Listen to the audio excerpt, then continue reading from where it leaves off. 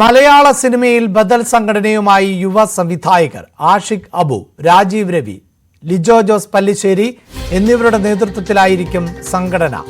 Progressive film making association എന്ന പേരിലാണ് സംഘടന നിലവിൽ വരിക.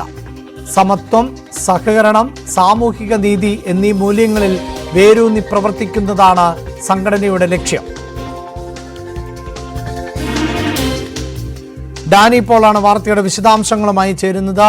ഡാനി, പുതിയ സംഘടന രൂപീകൃതമാകുന്നു. ഏത് നിലയിൽ ആയിരിക്കും ഈ സംഘടനയുടെ പ്രവർത്തനമെന്നാണ് പ്രാഥമികമായി വ്യക്തമാക്കിയിട്ടുള്ളത്?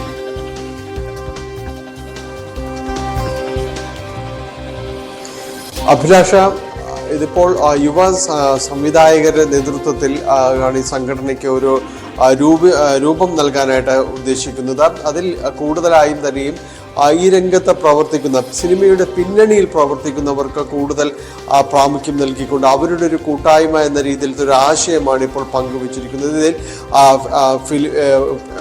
പ്രോഗ്രസീവ് ഫിലിം മേക്കിംഗ് അസോസിയേഷൻ എന്ന രീതിയിലേക്ക് ഈ സംഘടന വരുമ്പോൾ കൂടുതലായി തന്നെ അവർ ഉദ്ദേശിക്കുന്നത് നിലവിൽ നിൽക്കുന്ന മലയാള സിനിമയിൽ നിലനിൽക്കുന്ന വ്യവസ്ഥയിൽ ഒരുപാട് അപാകതകളടക്കം ഇപ്പോഴത്തെ ഒരു സാഹചര്യത്തിൽ വന്നു ചേരുന്നതായി കണ്ടെത്തിയിട്ടുണ്ട്. അങ്ങനെ ഒരു വിലയിരുത്തലിൽ അവർ എത്തിച്ചേർന്നിരിക്കുന്നു. അപ്പോൾ ഈ രംഗത്ത് പൊതുവിൽ കൊണ്ടുവരേണ്ട മാറ്റങ്ങൾ, പരിഷ്കാരങ്ങൾ ഇതെല്ലാം തന്നെ നടപ്പിൽ വരുത്തേണ്ടതുണ്ട്. ഒരു സമത്വ സൗഹൃദമായ ഒരു അന്തരീക്ഷത്തിലേക്ക് അടക്കം കൊണ്ടുപോകേണ്ടതുണ്ട്.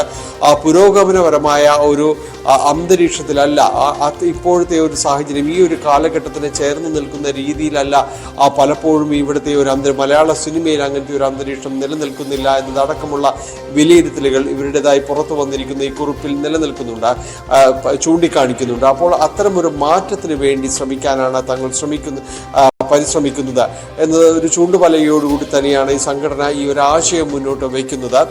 ഇത് ഇവരുടേതായ രീതി പുറത്തു വന്നിരിക്കുന്ന കുറിപ്പിൽ സംവിധായക അഞ്ജലി മേനോൻ, അതോടൊപ്പം തന്നെ ആഷിഖ് അബു, ലിജോ ജോസ് പല്ലിശ്ശേരി, നടി റിമ കല്ലിങ്കിൽ, ബിനീഷ് ചന്ദ്ര തുടങ്ങിയവരാണ് ഇതിൻ്റെ ഒരു ഇവരുടെ പേരുവിവരങ്ങളാണ് ഇതിലുള്ളത്. ഇതിലേക്ക് കൂടുതൽ കൂട്ടിച്ചേർക്കലുകളുണ്ടാകും. അതായത് സിനിമാ രംഗത്ത് നിന്ന് കൂടുതൽ പേർ ഇതിലേക്ക് കടന്നു വരും എന്ന് തന്നെയാണ് ഇതിൽ സൂചിപ്പിക്കുന്നത്. നമുക്കറിയാം, ഇതിൻ്റെ ഒരു അന്തരീക്ഷം നമുക്കറിയാം.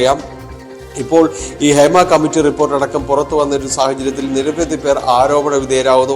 വലിയ രീതിയിൽ തന്നെ ഒരു ആശയപരമായ ഒരു ചേരിതിരിവ് പലപ്പോഴും തന്നെ ഉണ്ടാകുന്നു.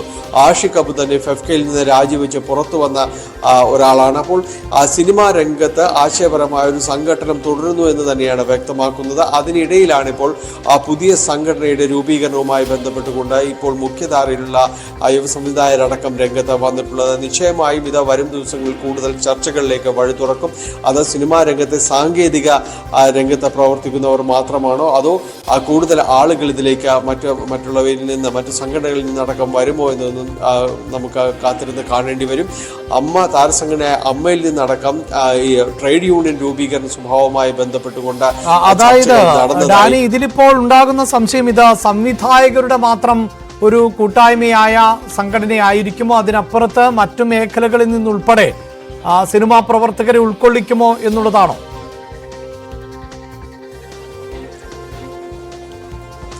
തീർച്ചയായും അതാണ് ഇനി കൂടുതലായി അറിയേണ്ടത്. കാരണം ഇത് സാങ്കേതിക വിദഗ്ധരുടെ അത്തരമൊരു കൂടിച്ചേർക്കൽ മാത്രമാണോ, അത്തരമൊരു കൂട്ടായ്മ മാത്രമാണോ എന്ന് ലക്ഷ്യമിടുന്നതെന്നത് ഇതുകൊണ്ട് ഈ കുറിപ്പിൽ കൃത്യമായും വ്യക്തമാക്കുന്നില്ല. ഒരുപക്ഷെ കൂടുതൽ ആളുകൾ ഇതിലേക്ക് വന്നു ചേർന്നേക്കാം.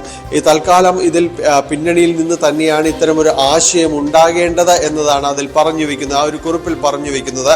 അതിനർത്ഥം ഇതിനകത്ത് തങ്ങൾ മാത്രമാണ് പ്രതിനിധാനം ചെയ്യുക എന്നൊരു സന്ദേശം അതിലില്ല. ഒരുപക്ഷെ അതിൽ കൂടുതൽ കൂട്ടിച്ചേർക്കലുകൾ ഉണ്ടാകാം.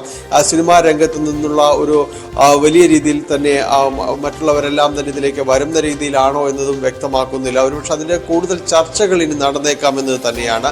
അവിടെയാണ് നമ്മൾ അമ്മയിൽ നിന്നടക്കം കുറച്ചു പേർ ഈ ഒരു ട്രേഡ് യൂണിയൻ സ്വഭാവത്തിലേക്ക് സംഘടനയെ മാറ്റാൻ കഴിയുമോ, എന്താണ് അതിൻ്റെ ഒരു സാധ്യത എന്നതടക്കമുള്ള കാര്യങ്ങൾ ചർച്ച നടത്തി എന്ന് പറയുന്നു. ബി ഉണ്ണികൃഷ്ണൻ അതിൽ വിശദീകരിച്ചത് പങ്കുവച്ചത്. അത് ഒരു തുടക്കത്തിൽ ചില ആശയങ്ങൾ അത് അവർ ചോദിച്ചു എന്ന് മാത്രമേ ഉള്ളൂ എന്ന് പറഞ്ഞ് അദ്ദേഹം അത് അവസാനിപ്പിക്കുകയും ചെയ്തു.